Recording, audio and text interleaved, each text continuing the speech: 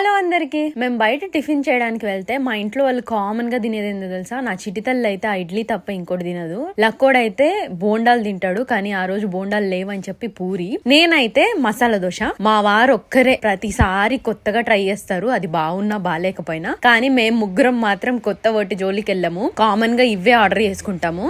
అయితే ఎందుకో తెలియదు కానీ జనరల్ గా టేస్ట్ చాలా బాగుంటది మసాలా దోశ అక్కడ. కానీ ఆ రోజు ఎందుకో నాకు ఎక్కువ తినలేకపోయినా, హాఫ్ దోశ తిన్నాక ఎగుటైపోయింది. అంటే అప్పటికే చాయ్ 2-3 సార్లు తాగడం వల్ల కావచ్చు మేబీ. ఇంకా లక్కోడు కూడా అది టూ మచ్ స్పైసీ ఉండే అని చెప్పేసి ఏది చట్నీలు కుర్మా ఇస్తారు కదా, అది పచ్చిమిరపకాయలు ఎక్కువ వేసి స్పైస్ ఎక్కువ ఉండే అని వాడు పూరి తినకుండా మిలిగిచ్చేసాడు. ఇంకా నేను వేస్ట్ చేయడం ఎందుకని చెప్పేసి చాయ్ లో ముంచుకొని తింటున్నా. నిజంగా అసలు ఎంత బాగుంటది తెలుసా అండి చాయ్ లో పూరి. మీరు ఎప్పుడన్నా తిన్నారా ఇట్లా? నేనైతే మా ఇంట్లో పూరీలు చేస్తే కంపల్సరీ చాయ్ లోనే తింటా, నాకు అంత ఇష్టము. మీరు ట్రై చేయండి.